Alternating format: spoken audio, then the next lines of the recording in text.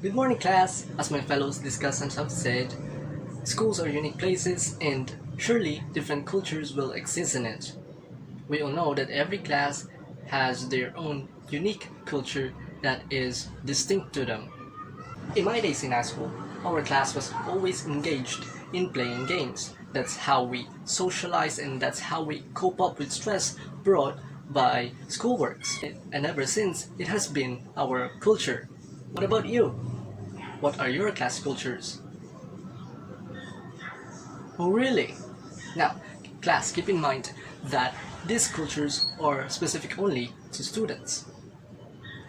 But Hargreaves 1994 identified 4 forms of cultures that exist in teachers. These are the following: individualism, contrived collegiality, balkanization, and collaboration. Each form has its unique characteristics, and when put into practice, of course, it will impact differently as well. First, we have individualism. From the word itself, individual, educators tend to isolate themselves among staff. They let their students or children to solve their problems independently and discourage them from seeking any constant adult attention. It is focused on the me, myself and I thinking and not on the we thinking. Therefore, my opinion is far more important than the group's. It is very direct and it is very straightforward.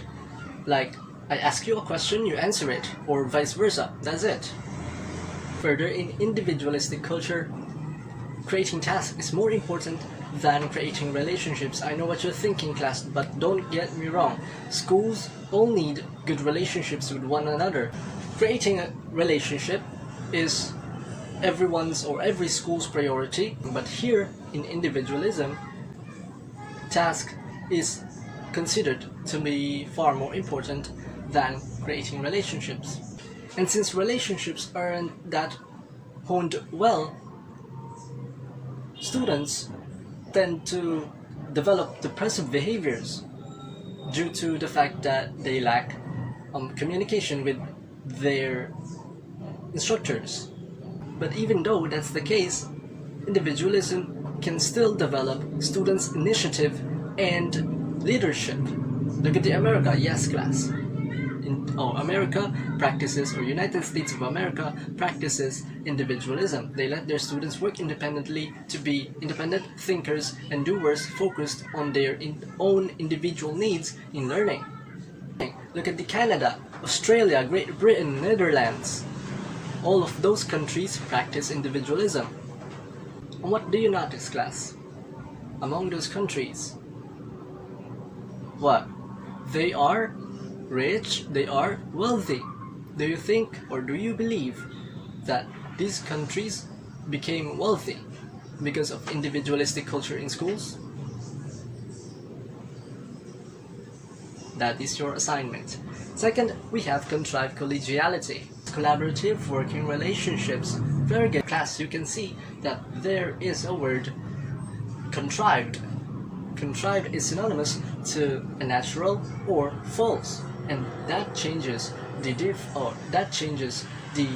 meaning of collegiality or the contrived collegiality than the rest of the cultures. Why? Because administrators tend to create working relationships only or set only by fixed time frames and scheduled planning and mentoring. Everything is fixed already and everything is forced. So now we can say that we can predict things because everything is fixed, everything is forced.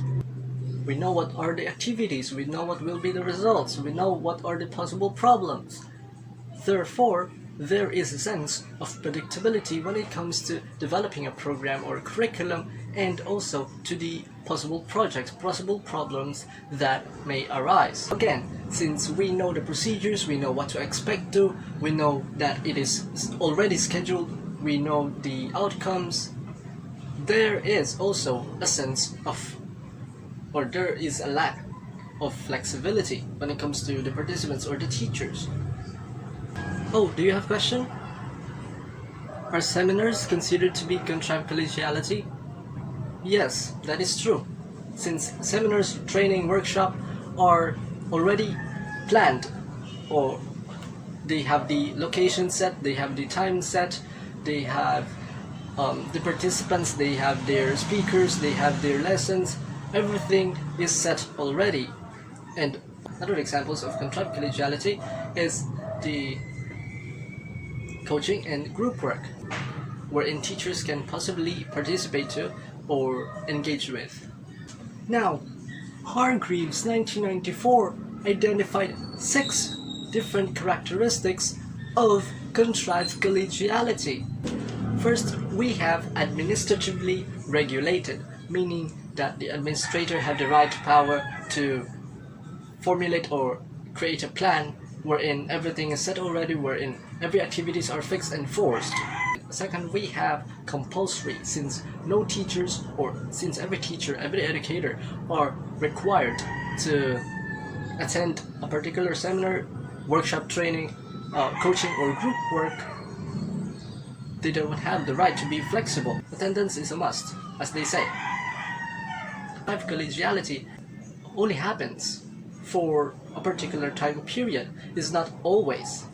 So therefore, your attendance in a particular time frame, a particular location with particular participants or particular co-teachers, why not join? Third, we have implementation oriented. Finish particular task on a particular time frame, particular location with your co-teachers, co-participants. You are only allowed to do a particular set of activities because those activities are set already. So you don't have the power to choose which one to do, which one to not. Okay? Everything is compulsory, everything is required. You need to finish it. Next, we have fixed in time and fixed in space. That talks about the time and the location of a particular contrived collegiality or working relationship set by the administrator. It is pretty self-explanatory and it was mentioned a couple times ago. Okay? Lastly, we have predictability or predictable. Since everything is planned already, we know possible results, we know possible problems, we know the outcomes, so on and so forth. We are expected, or educators are expected, to attend, to participate. Now, Hargreaves 1994 stated that contrived collegiality is the opposite of collaboration. What are their differences? And what is the best culture to practice in school? We will find out. Next,